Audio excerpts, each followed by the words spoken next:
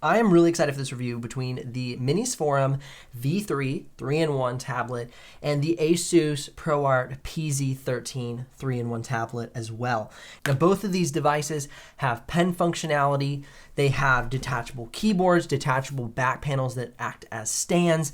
They both are promising to have great performance, cool temperatures, and great battery life. And I'm going to help you in this video see which of those features are true and false for each of the devices and which one is ultimately best for your needs. Man, watch this whole video because this is going to be awesome. Now, first and foremost, let's dive into the kind of form and function of the device. Now, right off the bat, the big difference between these two devices is going to be that the Minisforum has a 14-inch panel versus the ProArt PZ13, which has a 13-inch panel. So you're going to have a slightly bigger panel on the Minisforum. And also, that panel is going to be more of a matte display versus a completely glossy display on the PZ13. Now, I'm going to give you some B-roll on the screen to kind of see the differences in the reflectiveness. But just here from the top cam, you can see that there's the light source, and it looks very kind of diminished versus the PZ13. You can totally see it. Like there's my face in the reflection, and that is not going to happen on the Minisforum over here. It's going to be happening on the PZ13. So right off the bat, I would say from a display standpoint, I prefer the Minisforum. This is definitely going to be something that's an advantage to you as a creative professional. It feels nicer to the touch on the pen. Definitely right off the bat, that's something I noticed for sure. And I'm going to get into a full pen tour section of this video, so just hang tight. But right now we're just talking about kind of the more the specs of the display. So looking at the Minisforum, we can reach 533 nits of screen brightness at a 100% sRGB, 90% Adobe RGB, and 99% DCI-P3 at a delta E of 1.62. It's a 2.5K display at 2560 by 1600 resolution and 165 hertz. This is an area that I've heard some people complaining about for the ProArt, because the ProArt has a 3K display, 2880 by 1800 at 60 hertz. It's going to have 354 nits of screen brightness at 100% sRGB, 97% Adobe RGB, and 98% DCI-P3 at a delta E of 0.84. So we have some pretty solid differences between these two devices. Personally, where I sit, I could kind of shake off the OLED and go for the matte display. I think it's overall going to be a better experience for digital artists using it as a pen compatible device. Now keep in mind that the Minisforum does not come with a pen, but neither does the PZ13. So you have to purchase the pen separately for both of these devices. Now I've carried on long enough about the pen. Let's dive into the full pen compatibility, because I know that's probably one of the biggest parts. And then we'll jump more into the build quality, features, and functionality from there. All right, looking at the pen sensitivity on the PZ13 and the V3, keep in mind that both do not come with a pen. At least that's how I received my devices. So this is the Asus Pen 2.0. It works on both devices. As you can see, it's tracking there and it's tracking here. Now, one thing I want to point out between these two devices is that the screen sensitivity and how it interacts with the pen is different. It is for sure different. Let me show you here the stroke on the V3 from Minisforum. So I have a nice, heavy stroke, and watch as I trail off. You see that little end tail, how it trails off really nicely as I pull the pen away from the screen. Now watch this on the PZ13. So nice heavy trail, I pull away, and it leaves no fine trail.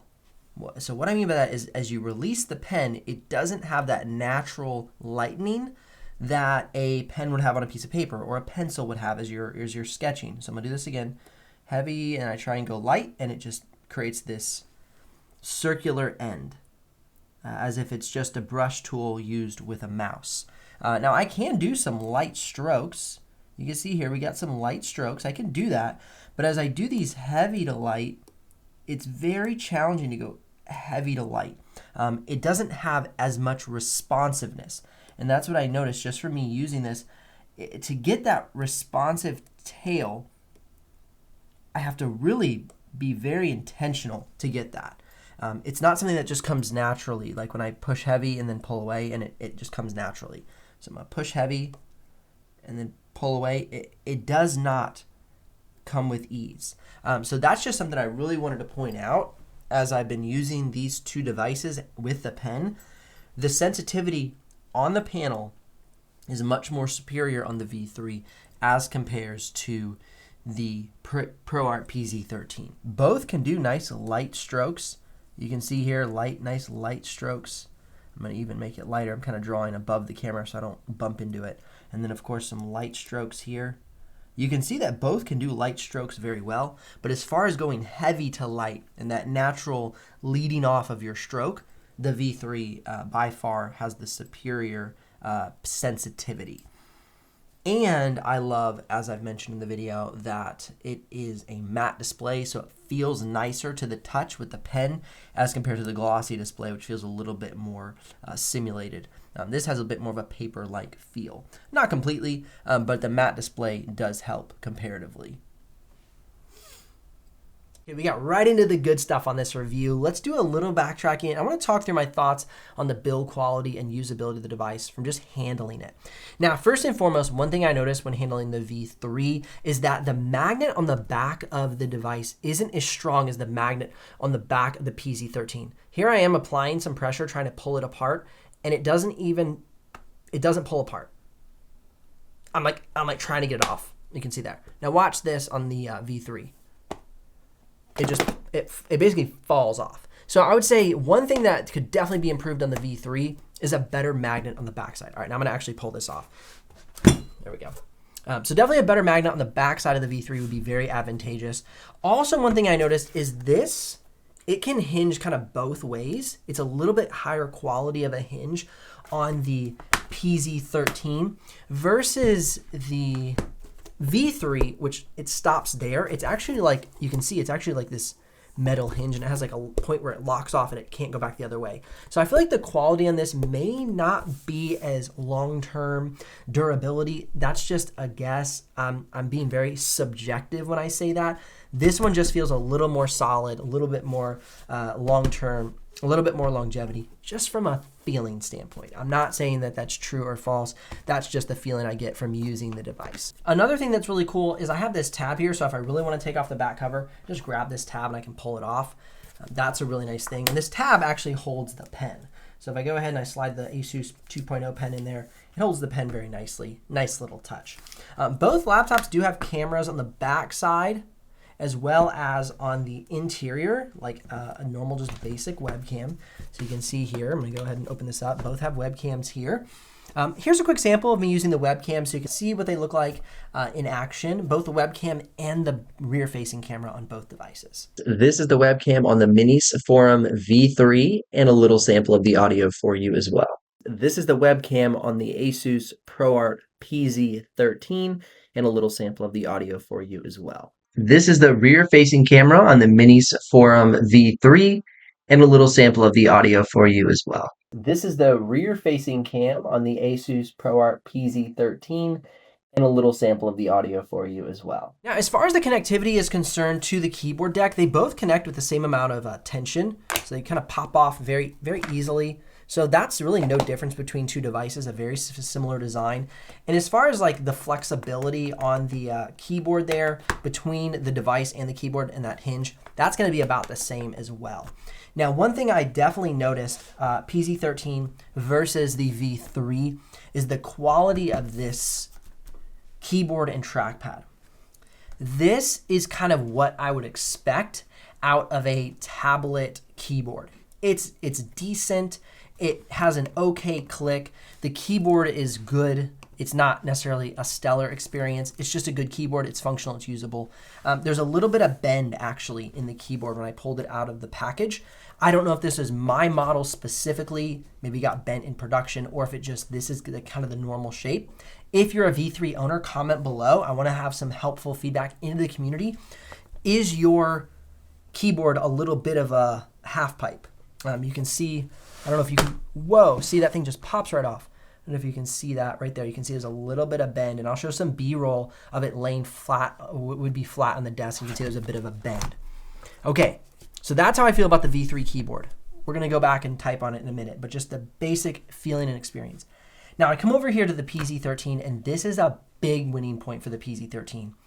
I have said in my full review of the PZ13, this is probably my favorite keyboard I have used this year.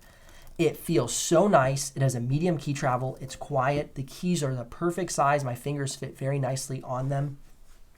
It lays completely flat. It's thick, but it's not obnoxiously thick. The edge here is like a soft material, but it's not flimsy where it kind of like bends up in different parts. It's very secure. The trackpad, you can see, is a larger trackpad for sure, and it is secured so well to the chassis. It's so quiet. When I tap it, it doesn't even move. This one rattles a good bit. That click is just beautiful. It feels so nice under my fingers. Now, both laptops will initiate the click upon bending the keyboard outward. So if you take it like this and bend it outward, both laptops will initiate the click. The Asus easier than the V3. So that's an area where the V3 wins. It doesn't have a false click as easily.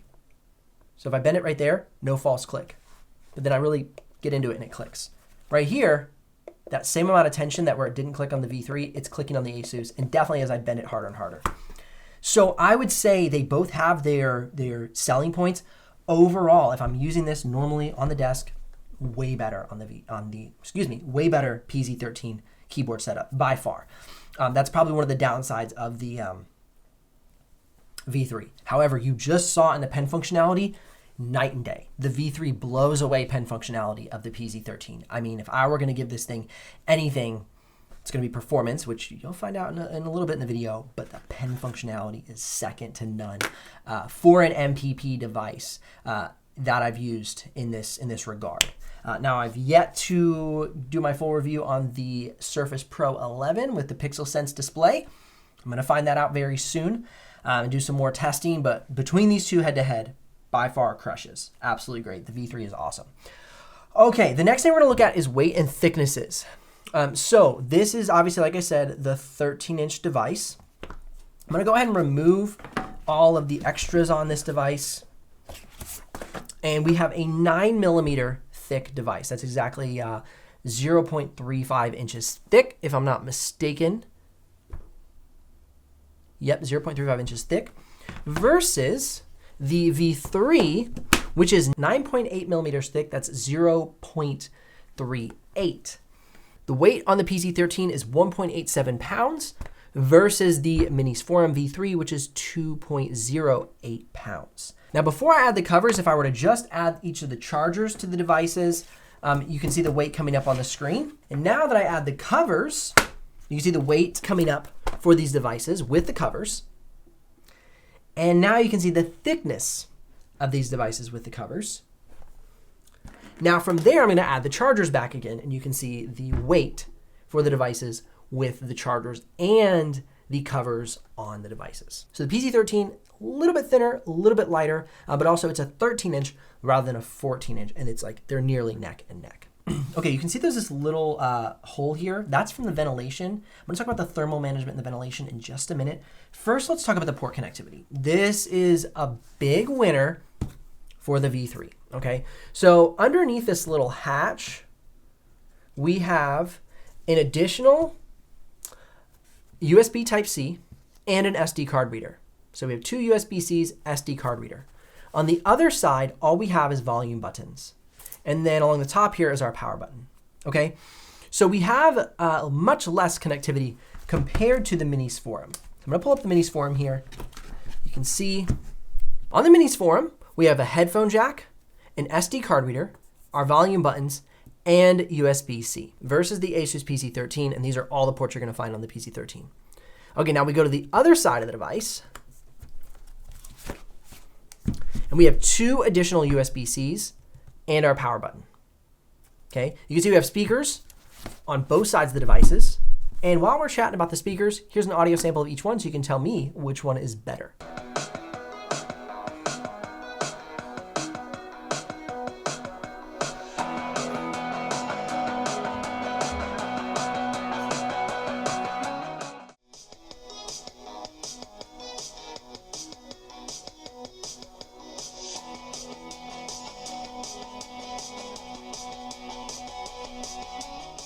Okay, now one thing I will also point out as we're looking at the side of the device is you have a very simple design. It's just a flat side panel on the V3. Okay, let's go ahead and pop this cover off, and we'll drop this cover down and pop this cover off. Okay, so you can see the V3 is a little bit thicker, that 0.8 millimeter, and you can see that it's just a flat design where you have kind of this angled design, and I'll do a really close-up B-roll of this. And then you have one vent here blowing air out versus the 2 vents on the V3. Okay, now that we're talking about that, let's talk about the thermal management on both of these devices. Okay, so both of these devices come with these back covers, right? And as we just saw, we have one device with 2 vents along the top, one device with one, the V3 PZ13. Okay, the issue I have with the V3, though it has 2 vents along the top, those vents, the intake vents, are covered by this flap. So it's trying to pull air in, but it's basically a plastic cover is sitting on top of that. Okay, whereas Asus did the very clever thing of creating a vent here with a hole in their top cover. And so it can pull air in here and push air out here. So I did a 4K export test, 9-minute 4K clip, put into Premiere Pro, export out, full quality 4K settings. For the V3, we saw 28 to 32 decibels of fan noise during the export, and at the end it bumped up to 35 decibels to finish off the export, which is very common to have a final surge of power to finish an export. And then we had 62 to 65 degrees Celsius on the CPU. At the end of the export, it bumped up to about 85 degrees Celsius. Okay. Now, for the PZ13, we saw a fan noise of 48 decibels and 75 to 85 degrees Celsius on the CPU. Now, keep in mind that because this is a Qualcomm chipset, it's running through an emulation. So whether or not that is putting more stress on the CPU, we will only be able to tell when we get a full ARM-based release of Premiere Pro. However, I will say that even with covering the ventilation, the V3 did better. I was very shocked from that result. With covering the ventilations on the V3, it had better thermal results than the PZ13 with uncovered ventilation when you put the cover on it and the intake vent is here. So the Minisforum V3 has better thermal management than the PZ13. Okay, now let's do a little spoiler alert. What was the export time on the V3? The export time on the V3 was 3 minutes and 54 seconds. The export time from the Qualcomm running through an emulation in Premiere Pro was 23 minutes and 37 seconds from the PZ13. So at this moment, the performance is going to be better on the V3, on the Minisforum V3 compared to the PZ13, hands down. Now, will that change once we get a native-based Premiere Pro application for ARM devices? It very well might. But where it stands today, you're going to get better performance and better thermal management out of the V3. Now, I know some of you are going to ask, are these two devices upgradable? No, they are not. As you can see, there is no screws on the back, so taking this thing apart would take a very expertise hand, which I do not have. I am not that level of expertise to be able to tear down a device of this nature. So no upgrade to the RAM, no upgrade of the storage. You're going to be having these devices as they come from the factory. Now let's talk about battery life. That is one area where the V3 will lose out. Because we're running a just standard laptop CPU in the device, it has the Ryzen 7 8840U with just standard integrated graphics from Radeon. It's the Radeon 780M integrated graphics. The battery life is not great, especially compared to the PZ13 with the new Qualcomm ARM-based chipset.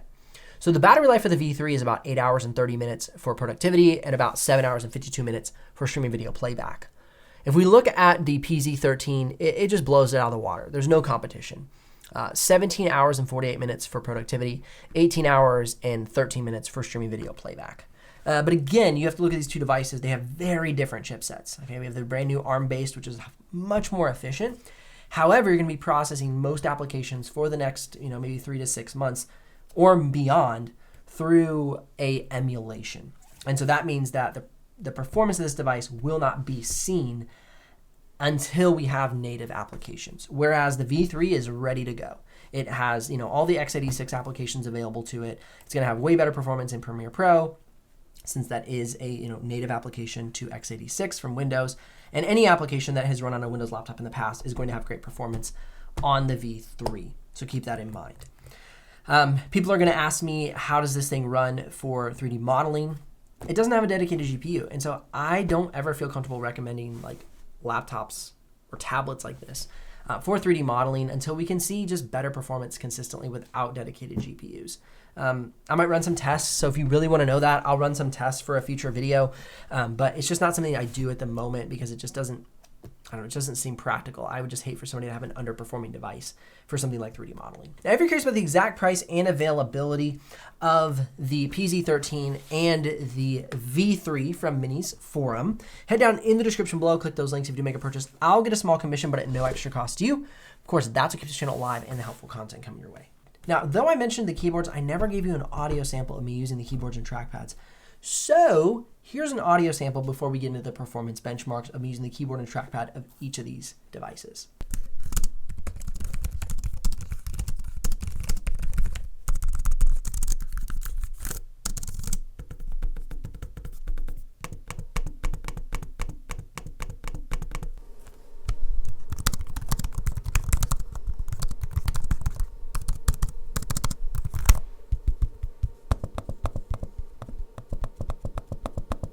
Okay, now without further ado, one of the deciding factors, of course, is going to be the performance of the devices. Now, taking a look at the simulated benchmarks for the Minisforum, you can see that we have solid performance in single core. Looking at the Geekbench single core, you can see they're neck and neck. Now, as we move into multi-core, you can see that there's a slight advantage by choosing Qualcomm, but not a huge advantage in Geekbench multi-core. Now, you can see Cinebench single core and multi-core coming up on the screen as well. Now from here, I want to move into the Photoshop benchmark. Now the Minisforum V3 is scoring a 6,536. The PZ13 is scoring a 5,478. Will that benchmark improve for the PZ13? I think it will. So we're going to have the native application. We're going to have updates to the native application over time, which will make that perform better. However, as we stand, the V3 is getting a great benchmark. And as we saw earlier, we have 32 gigs of RAM, so the performance is going to be good. And you can see better pen compatibility with the V3. As you open this video, I'm sure you had your prejudices towards which laptop was better, and so did I. I really thought when I got the V3 in the mail and started to review it, that I would just hands down like the PZ13 better for a number of reasons. However, I'm finding a few huge reasons that the V3 could win out for a lot of users, especially looking at the pen compatibility and the performance at this moment. Okay, so we have performance today. What's the performance today?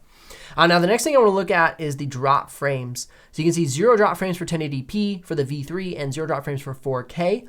Now, going ahead and taking a look at the PZ13 for the drop frames, you can see that we have 0 drop frames for 1080p, but it's at half quality. 200 drop frames for 1080p at full quality, 481 drop frames for 4K half quality, and then 5,471 drop frames for 4K full quality. So the video editing performance of the PZ13 is not up to snuff at this moment. It's pretty disappointing, honestly. And the biggest reason is that it's running through an emulation, right? It's not an ARM-based application. And so it's running x86 through an emulation and giving us that performance. Now, even more astounding is going to be the export time. So we have a 3 minute and 54 second export time out of the V3. And then we have a 23 minute and 37 second export time out of the PZ13. So if you want performance today, you're going to be choosing the V3 if that is what you're looking for. Punch for punch, I would hands down give the build quality and design to the PZ13. I think the ventilation was a lot smarter. They handled it in a much more thoughtful way. However, the thermal management didn't prove itself as to be as effective as I thought. Now, whether that's because it's running extra hard, pushing the application through the emulation, I don't know. Only time will tell that. And this didn't have to fight the fact that it was pushing through an emulation. It just used the app natively as an x86 Premiere Pro application. I test them how I use them. And so for me, this was a very important test. This matters. And I'm not just going to do another test because it doesn't apply to me. I want to know how this thing performs with creator tasks, specifically with video editing. And so that was pretty surprising. However, the build quality of the keyboard deck is better. I like how strong the magnet is. This flap was much more rigid. I like that they have a spot for the pen. Just a little bit more thoughtful on the design and a little bit better quality. However, I will point out that we have a better and larger display for the use of creators on the V3. I would say that we have much better performance, better thermal management, and better port connectivity.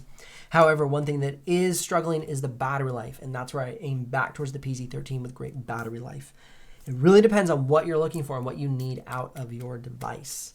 Links in the description. Once again, if you're ready to make a purchase, always grateful when y'all use those links. They keep this channel alive and the helpful content coming your way.